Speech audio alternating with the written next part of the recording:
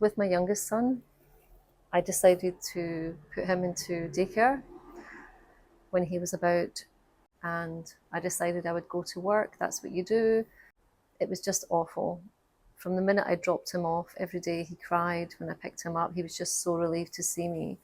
And every day that I did drop him off, it was such a saga, like having to leave him. It took a while for him to, settle. And then I would leave and I would just cry in my car driving to work, thinking, why am I doing this? After some time, I discovered that one of the staff members that worked at the place, she had a really, really loud voice. My son was scared of just how loud she was and overbearing. After I think about a year and a half, I stopped. I stopped the daycare, and I didn't work, and that was a really good decision. They're so young and they don't know maybe how to communicate, and you're not there to be like a buffer to protect them and to your child so well, so you know all the little signs of how they're going. And I wasn't there to do that. So again, it's like, for that first 5 years, if you can, just have them at home. Have your child or children at home.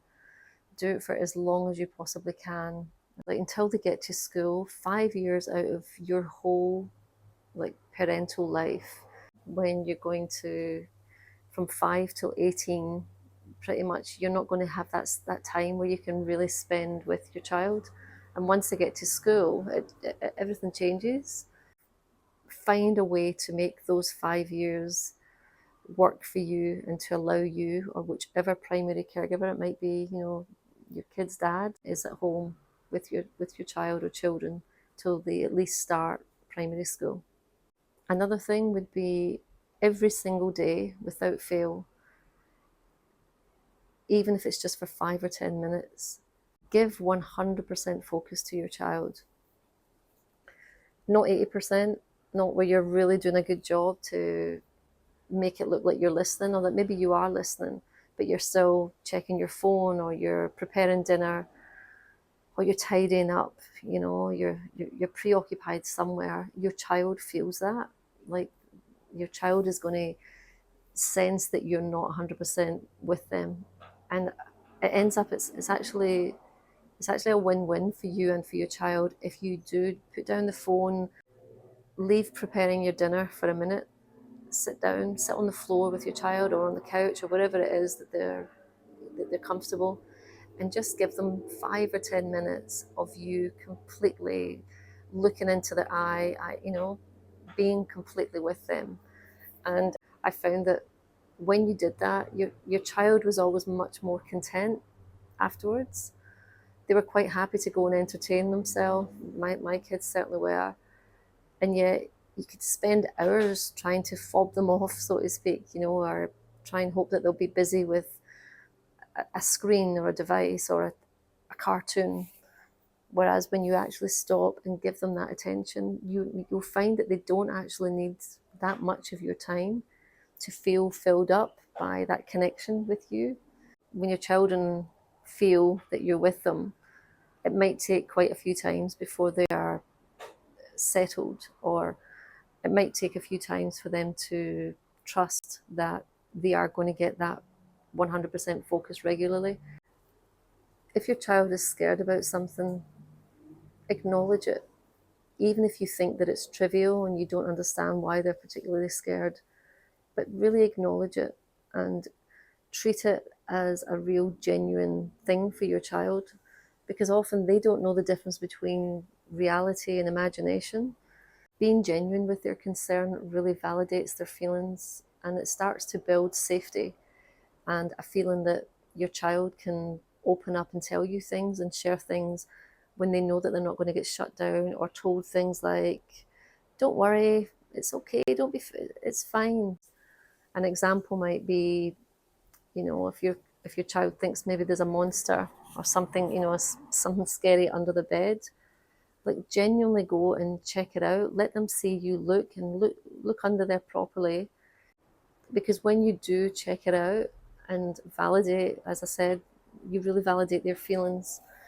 it will give them a feeling of safety and that they are being protected, and that if they have any concerns, yep, they can share it with you, and then you will actually take it seriously, even if you already know that there's nothing under the bed, or there's nothing scary.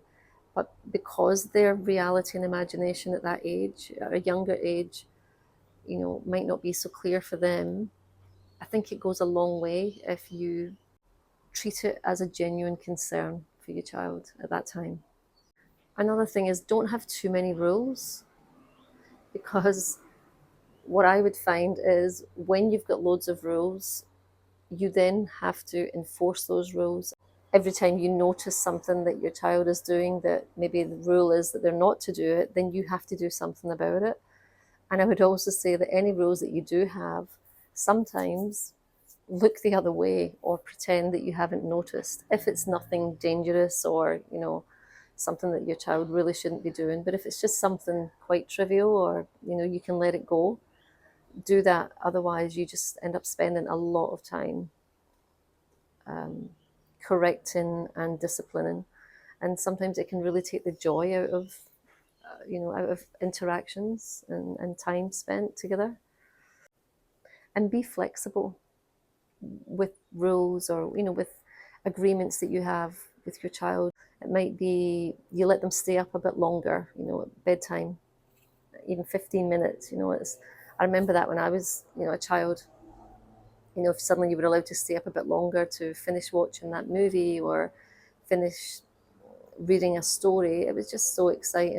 If your kid's gaming with a friend, and again, I found that if my boys were playing online with friends, I would sometimes give them a bit longer to finish off the game, because at the end of the day, they're socializing, they're having fun. There's a lot of laughter and excitement coming from their bedroom. And I just think support that where you can without letting it get out of hand. Another one is be a little flexible around food or treats. I was really, I was very health conscious with my boys, and sometimes a bit obsessive, like really not wanting them to have any unhealthy food. But looking back, I don't think it would have hurt at times, just to give them that joy again, that they, get to experience something that they feel they're missing out on. And it might be something like, even to this day, my son hates buckwheat pasta, because I would always get the healthy version, and all he wanted to was have, cheesy pasta, but it had to be with buckwheat pasta. And so now he very much enjoys pasta just with normal wheat. Um, a silly example, but he still remembers that years and years later. Or sometimes, if your child's allowed, I don't know, a biscuit or a cookie after dinner, maybe give them two. You know, it's nice to bring joy in little places, regularly, if you can. Another thing is after school activities, like when your child's done school and they might have clubs or, interest before or after school, really like check out that those clubs and activities are something that your child wants, and not that it's been driven by you.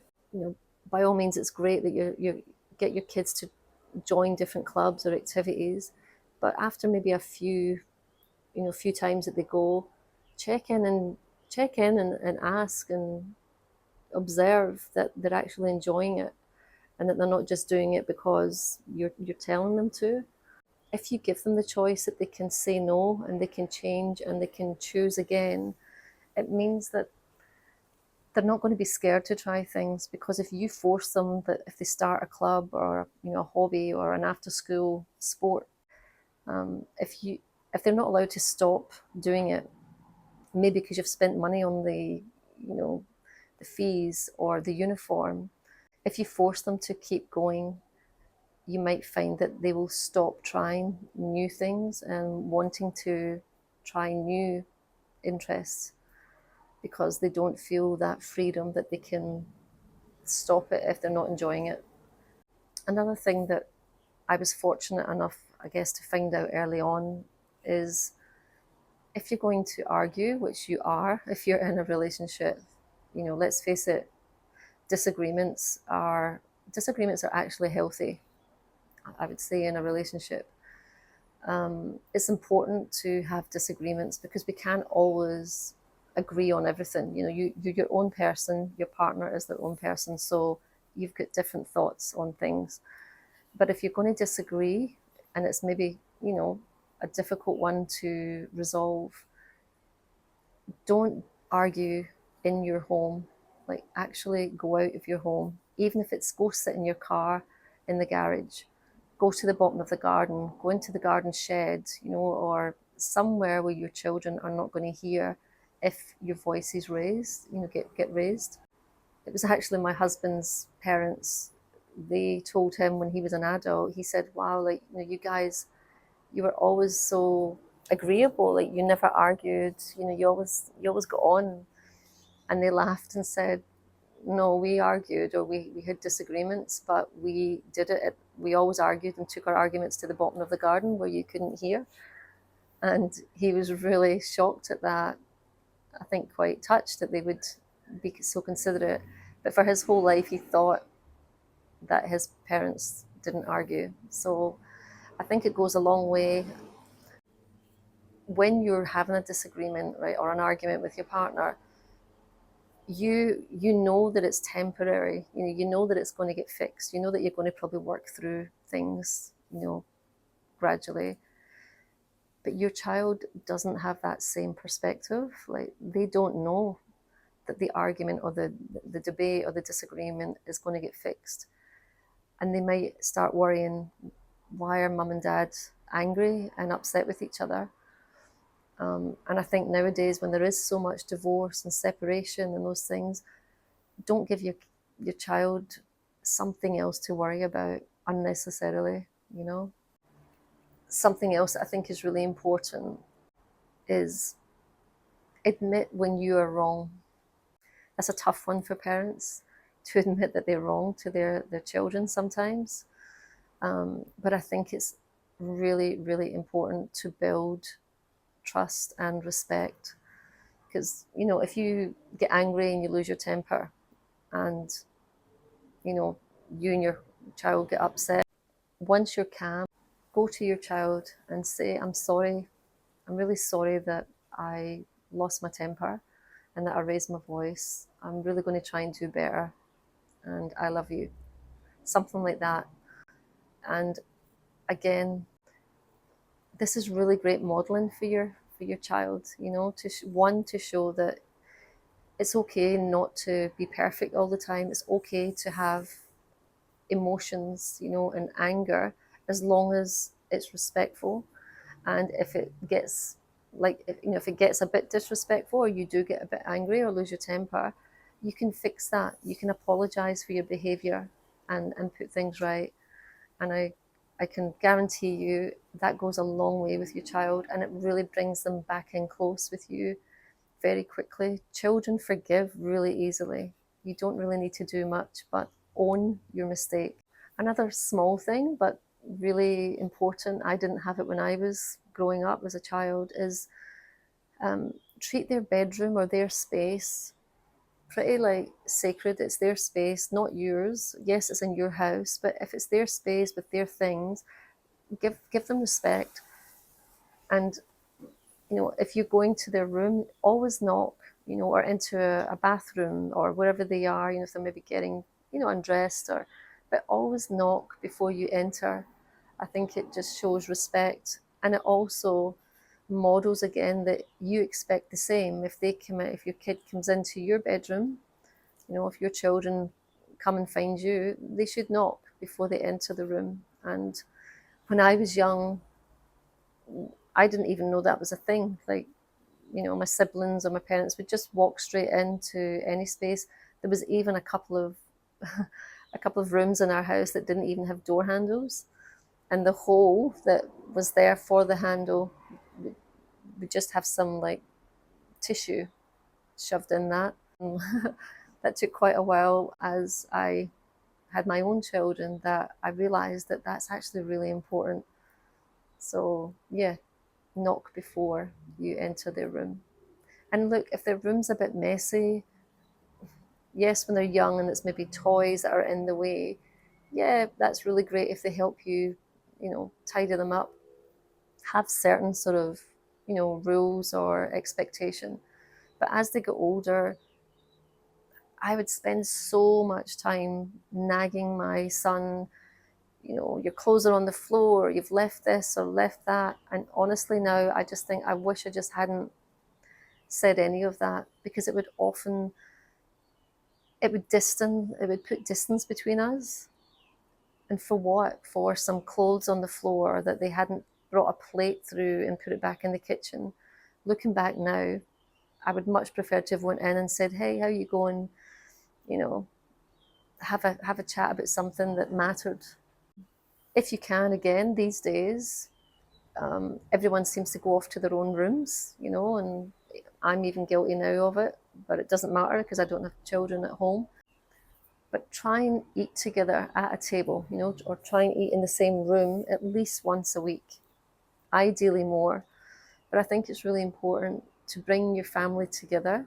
And it's just a great time to really, I don't know, talk about things that are going on in everybody's lives, and make sure that that connection is kept, because, you know, it's so easy nowadays to feel separate from one another. Sometimes you don't even know what's going on in your own child's life, and they don't often know what's going on in yours. And I find that having dinner and congregating everybody in the one space um, is really valuable.